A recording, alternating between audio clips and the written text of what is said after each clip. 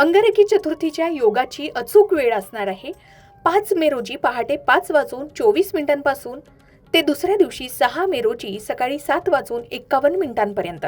5 मे रोजी सूर्योदयापासूनच चतुर्थी असल्यानं पूर्ण दिवस अंगारक योग असणार आहे। बाप्पाची पूजा करण्यासाठी पहाटे 5 वाजतापासून ते सकाळी 8 वाजेपर्यंतची वेळ सर्वोत्तम असू शकते। यावेळी अमृत काळ असल्याने आपली प्रार्थना थेट बाप्पापर्यंत पोहोचते अशी मान्यता असल्याचं सांगितलं जातं। त्याचबरोबर संकष्टी चतुर्थीचा उपवास हा चंद्राच्या दर्शनाशिवाय अपूर्ण मानला जातो।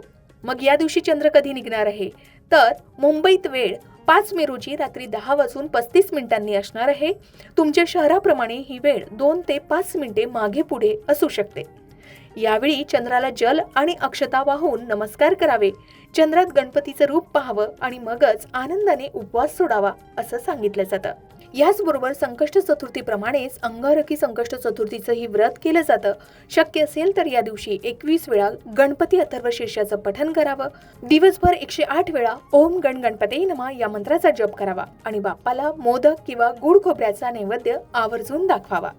अंगारकी संकष्ट चतुर्थी हा दिवस उपासनेसाठीच नाही तर ज्योतिषशास्त्राच्या दृष्टीने मंगळ दोष निवारणासाठी किंवा कामातील अडथळे दूर करण्यासाठी एक सुवर्ण संधी मानली जाते।